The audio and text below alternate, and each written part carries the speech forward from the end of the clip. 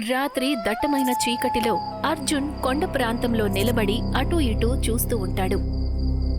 ఎంతో భయంకరమైన దృశ్యం. కానీ నేను ఇక్కడికి ఎలా వచ్చాను? ఉన్నట్టుండి పొదల లోపల నుంచి ఎవరో ఆడమనిషి గుర్రు పెట్టే శబ్దం అర్జున్కి వినిపిస్తుంది. ఎవరక్కడ? అక్కడ ఎవరున్నారు? అప్పుడే పొదలలో నుంచి ఒక నల్లని పొగ బయటికి వస్తుంది. అది అర్జున్ చుట్టుపక్కల తిరగటం మొదలు పెడుతుంది. కొన్ని క్షణాల్లోనే ఆ నల్లని పొగ ఒక భయంకరమైన ఆడమనిషి రూపాన్ని పొందుతుంది. ఎవరు నువ్వు? నీ మరణాన్ని నువ్వు మాత్రమే ఇంతవరకు ప్రాణాలతో ఉన్నావు, కానీ నువ్వు కూడా చావాల్సిందే. కానీ నీకు నేనేం అన్యాయం చేశాను? అంతలో ఆ ఆడమనిషి కనుబొమ్మలు తెల్లబడతాయి. ఆమె అర్జున్ పీకను చాలా గట్టిగా పట్టుకుంటుంది. ఉన్నట్టుండి అర్జున్ చాలా గట్టిగా అరుస్తూ తన మంచం మీద నుంచి లేచి కూర్చుంటాడు. తను తన గదిలో ఉన్నాడు. చాలా భయంకరమైన కళ. ఒక్కసారిగా నాకేమనిపించిందంటే ఇది కళ కాదు, నిజం అన్నట్లు. అర్జున్ అరుపు వల్ల తన గదిలో నిద్రపోతున్న తన స్నేహితుడు రాహుల్ కూడా నిద్రలేస్తాడు. ఏమైంది అర్జున్? నువ్వెందుకు అలా అరిచావు? పైగా నీకు అంతగా చెమటలు ఎందుకు పట్టాయి? నిజానికి ఏసీ ఫుల్ స్పీడ్లో ఉంది కదా. మళ్ళీ అదే కళ్ళు వచ్చింది రాహుల్. ఏం కాదులే, నువ్వు ఒక్కసారి ఆ భయంకరమైన కళను చూసేసరికి దాని గురించే నువ్వు రోజంతా ఆలోచిస్తున్నట్లున్నావు. అందుకే నీకు ఒకే కళ మాటి మాటికి వస్తూ ఉంది. ఏమో తెలియదు రాహుల్, నాకెందుకు ఎలా అనిపిస్తుందో కానీ ఏదో గందరగోళం ఉందనిపిస్తుంది. గందరగోళమా? గ్రామస్తుల బుర్రలోనే గందరగోళాలుంటాయి. ఒకటే కళ 2-3 సార్లు వచ్చేసరికి దానికి కూడా నీకు భూత ప్రేతాలకు సంబంధం ఉందని కూడా అనుకుంటున్నావా? ఆయన ఇప్పుడు కాలేజీకి సెలవులు ఇచ్చారు, నువ్వు ఇంటికి వెళ్ళబోతున్నావు కదా. చూసుకో, చోటు మారడం వల్ల అంతా సర్దుకుపోతుంది. మరుసటి రోజు అర్జున్ ఇంటికి వెళ్లడానికి ఏర్పాట్లు చేసుకుంటాడు. అంతలో ఉన్నట్టుండి తన ఫోన్ రింగ్ అవుతుంది. ఫోన్ వాళ్ళమ్మ అనిత దగ్గర నుంచి వస్తుంది. హలో అమ్మా, ఎలా ఉన్నావు? నేను బానే ఉన్నాను బాబూ. నీ మిస్డ్ కాల్ చూసేసరికి నాకు కంగారు అనిపించింది. అమ్మా, అదేంటంటే నాకు కాలేజీకి సెలవులు ఇచ్చారు, నేను ఇంటికి వస్తున్నాను, అందుకనే నేను నీకు ఫోన్ చేసి చెప్తున్నాను. అర్జున్ వాళ్ళమ్మ కాస్త కంగారు పడుతూ ఫోన్లో ఇలా అంటుంది. నిజానికి నువ్వు ఈసారి సెలవులు పట్నంలోనే జరుపుకోవచ్చు కదా. ఊర్లో ఏది కూడా సరిగ్గా లేదు బాబూ. గత కొన్ని రోజుల నుంచి మన ఊర్లో జనాలు ఉన్నట్టుండి కనిపించకుండా పోతున్నారు. కనిపించకుండా పోతున్నారా అంటే? బాబూ, ఇప్పుడు ఇంకా అర్థం చేసుకోవడానికి నీకు చెప్పడానికి సమయం లేదు. ప్రస్తుతం ఒకటే తెలుసుకో, ఈసారికి నువ్వు సెలవులు పట్నంలోనే గడపాలి, ఇంటికి మాత్రం రావద్దు. ఉన్నట్టుండి ఫోన్ కట్ అవుతుంది. వాళ్ళమ్మ చెప్పిన మాటలు విని అర్జున్ కంగారు పడతాడు. అంతలో అక్కడికి రాహుల్ వస్తాడు. ఏం డ్యూడ్, చాలా రోజుల తర్వాత ఊరికి వెళ్తున్నావు. సంతోషంగా ఉండడానికి బదులు నువ్వెందుకంత దిగులుగా కనిపిస్తున్నావు? ఇప్పుడే అమ్మ దగ్గర నుంచి ఫోన్ వచ్చింది రాహుల్. ఆవిడ ఏమందంటే ఊరికి రావద్దు అని. ఎందుకు అలా అంటున్నారు? అంతా బాగానే ఉంది కదా. నాకు అసలు ఏమీ అర్థం కావట్లేదు రాహుల్. నాతో ఏం చెప్పిందంటే ఊళ్ళో వాళ్ళు కనిపించకుండా పోతున్నారట, అంతకు మించి కేం చెప్పలేదు. అసలు ఇదంతా ఏం జరుగుతుంది? నాకేమనిపిస్తుందంటే నువ్వు ఒకసారి నీ గర్ల్ ఫ్రెండ్ దిశను కలవడం మంచిది. తనతో కూడా మీ ఊరే కదా. ఊళ్ళో అటువంటి సంఘటనలు నిజంగానే జరుగుతున్నాయి అంటే అప్పుడు ఖచ్చితంగా దిశ కూడా ఏదో తెలిసి ఉంటుంది కదా. నువ్వు చెప్పింది నిజమే. దిశ ఫోన్ కూడా 2 రోజుల నుంచి స్విచ్ ఆఫ్ అని వస్తుంది. ఊరికి వెళ్ళడానికి ముందు తనని నేను ఖచ్చితంగా కలుస్తాను. అర్జున్ వెంటనే బయలుదేరి దిశ హాస్పిటల్కి వెళ్తాడు. దిశ తనకి గేటు దగ్గరే కనిపిస్తుంది. ఇక్కడ బయట గేటు దగ్గర ఏం చేస్తున్నావు? ఎవరికోసమని ఎదురు చూస్తున్నావా ఏంటి? నీకోసమే ఎదురు చూస్తున్నాను అర్జున్. జోకులేకి దిశ, 2 రోజుల నుంచి నీ ఫోన్ కోసం ట్రై చేస్తున్నాను, కానీ నీ ఫోన్ స్విచ్ ఆఫ్ అని వస్తుంది.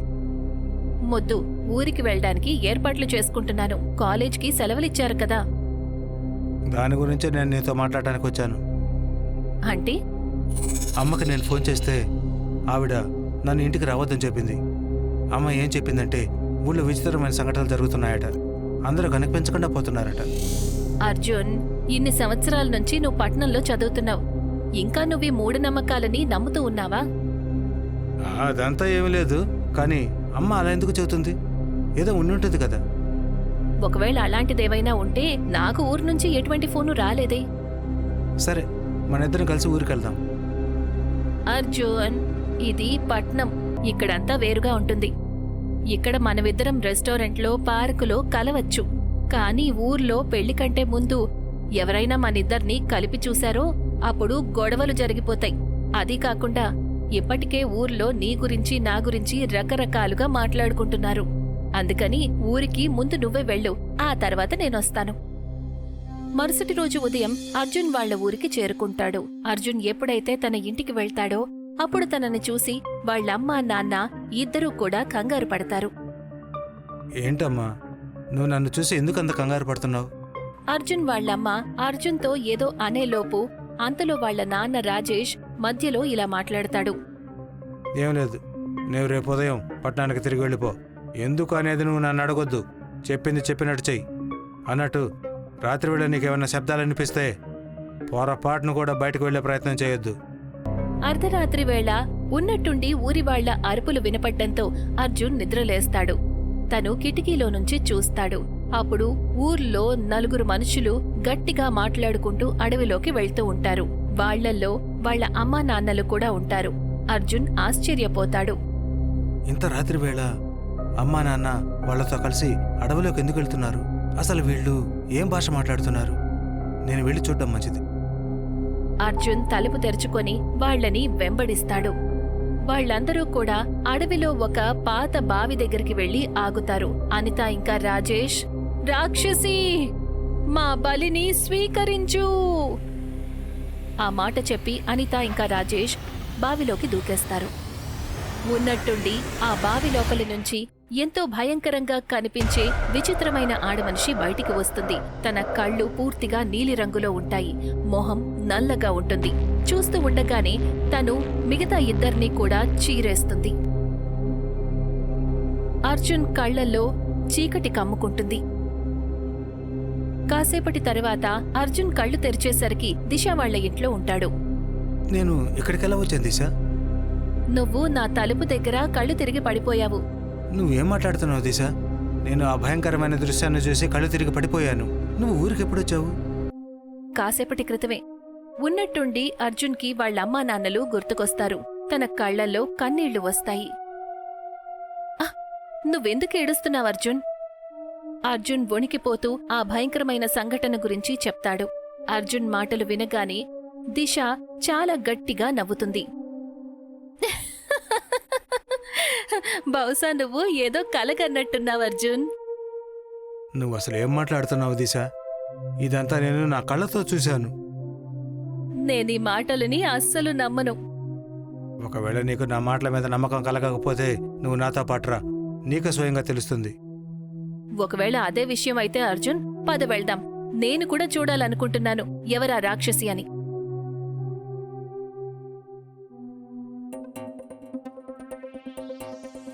అర్జున్ దిశాని ఆ బావి దగ్గరికి తీసుకువెళ్తాడు. అక్కడ కాసేపటి క్రితం తన కళ్ల ముందే తన తల్లిదండ్రులు బావిలోకి దూకేశారు.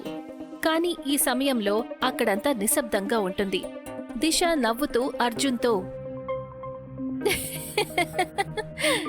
ఇక్కడ నాకసలు ఎవరూ కనిపించడం లేదు అర్జున్. నా మాట నమ్ము దిశ. ఈ బావిలో నుంచి ఒక భయంకరమైన ఆడ మనిషి బయటకు వచ్చింది దిశ. ఉన్నట్టుండి అర్జున్ చెవులకు వాళ్ల అమ్మ మాటలు వినిపిస్తాయి. ఆ అమ్మాయికి దూరంగా ఉండు బాబూ. వాళ్లమ్మ మాటలు వినగానే అర్జున్ ఆశ్చర్యపోయి వెనక్కి తిరిగి చూసేసరికి తన ఎదురుగా వాళ్లమ్మ, వాళ్ల నాన్న, అలాగే కొంతమంది గ్రామస్తులు చేతిలో కాగడాలు పట్టుకుని ఒక తాంత్రికుడితో పాటు నిలబడి ఉంటారు. తాంత్రికుడు చాలా గట్టిగా, ఆ అమ్మాయికి దూరంగా వెళ్ళి అర్జున్. ఇదెలా సాధ్యమవుతుందమ్మా? కాసేపటి క్రితమే నా కళ్ళ ముందు నువ్వు నాన్న ప్రాణాలు తీసుకున్నారు కదా. అదంతా పూర్తిగా నీ భ్రమ బాబూ. ఈ ఊర్లో కొన్ని రోజులుగా అలాగే జరుగుతోంది. నిన్ను బలి తీసుకోవడానికి ఈ రాక్షసి నిన్ను పట్నం నుంచి ఇక్కడికి తీసుకొచ్చింది. ఎందుకంటే ఈ ఊర్లో ఉన్న యువకులందరినీ తను చంపేసింది. ఇక ఇప్పుడు ఈ ఊర్లో ఉన్న ఏకైక యువకుడివి నువ్వు మాత్రమే. నువ్వు అసలు ఏం మాట్లాడుతున్నావమ్మా? నీకు దిశ ఎవరో తెలీదా? తను దిశ అమ్మా, నా చిన్ననాటి స్నేహితురాలు. ఎవరినైతే నువ్వు నీ స్నేహితురాలు అనుకుంటున్నావో తను నీ స్నేహితురాలు కాదు. తను ఒక రాక్షసి. తనని నువ్వు నీ ప్రియురాలనుకుంటున్నావు. తను మరణాన్ని పంచే ఒక భయంకరమైన రాక్షసి. వాళ్ళ అమ్మ కూడా ఒక భయంకరమైన రాక్షసి. తన భర్తని మింగేసింది. నీ ప్రియురాలు కూడా ఒక రాక్షసి. తాంత్రికుడు ఆ మాట అంటాడో లేదో ఉన్నట్టుండి అర్జున్ పక్కన ఉన్న దిశ రూపం పూర్తిగా మారిపోతుంది. తన కళ్ళు నీలిరంగులోకి మారిపోతాయి. తన మొహం ఎంతో నల్లగా ఉంటుంది. నాకు నా కళ్ళలో కనిపించే అదే భయంకరమైన ఆడమనిషివు నువ్వు. అంతలో ఆ భయంకరమైన ఆడమనిషి అర్జున్ పీకను పట్టుకుంటుంది. ఈ ఊర్లో ఉన్న యువకులు యువతులను నేను బలి తీసుకున్నాను. ఇక ఇది ఈ ఊర్లో జరిగే ఆఖరి వ్యక్తి బలి అవుతుంది. ఆ తర్వాత రాక్షసులు ప్రాణం పోసుకుంటారు. ఈ ప్రపంచం అంతటినీ రాజ్యం ఏలతారు. ఆ అబ్బాయిని వదిలే రాక్షసి. నువ్వు నన్ను ఏవీ చెయ్యలేవు. ఎందుకు పనికిరాని తాంత్రికుడివి. నా శక్తుల గురించి నువ్వసలెన్నడూ ఊహించలేవు. ఆ మాట చెప్పి రాక్షసి అర్జున్ మెడమీద తన పళ్లతో కొరకబోతుంది. అంతలో ఉన్నట్టుండి తాంత్రికుడు తన గుప్పెట్లో నుంచి మంత్రించిన ఎర్రని రంగు రాక్షసి మీదకు విసురుతాడు. ఆ మంత్రించిన రంగు పడగానే ఆమె అర్జున్ని వదిలేస్తుంది. చాలా గట్టిగా అరుస్తూ బావి లోపలికి వెళ్లిపోతుంది. తాంత్రికుడు గట్టిగా అరుస్తూ, ఆ బావిని రాళ్లతో మూసేయండి. ఊరి వాళ్లందరూ కలిసి వెంటనే ఆ బావిని రాళ్లతో మూసేస్తారు. బాబా ఆ బావి పైన మంత్రశక్తులతో తాళ్లను కడతారు. ఇక అర్జున్ ఇంకా ఊరి వాళ్ల వైపు చూసి, నాకు తెలుసు మీ మనసులో చాలా ప్రశ్నలుండుంటాయి. అవును బాబా, అసలు ఇదంతా ఏంటి? నువ్వు ప్రేమించిన ఆ అమ్మాయి వాళ్ళ తల్లి ఒక రాక్షసి. ఆ విషయం తన భర్తకు తెలియదు. కాని ఎప్పుడైతే ఆమె భర్తకు తన భార్య రాక్షసని తెలిసిందో అప్పుడు తను తిన్నగా నా దగ్గరకొచ్చాడు. రాక్షసికి దాని గురించి తెలిసిపోయింది. ఆమె వెంటనే తన భర్తను చంపి తినేసింది. నేను కోపంతో ఆ రాక్షసిని చంపేశాను.